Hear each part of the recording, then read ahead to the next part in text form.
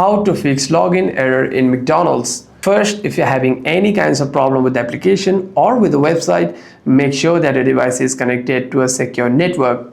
Swipe down on the control center and click on your Wi-Fi to turn it on and to connect to a better network.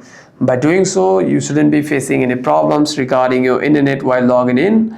However, if there's any other kinds of problem with the logins, you can simply swipe up and navigate yourself to the McDonald's application. Click and hold on to the application's icon and click on App Info.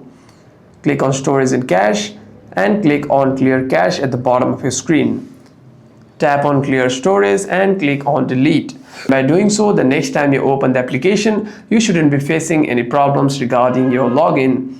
However, if there's any other kinds of problem while logging in, you can simply restart your device once and open the app again. Hope this video was helpful, and if you have any further queries, make sure to leave a comment down below.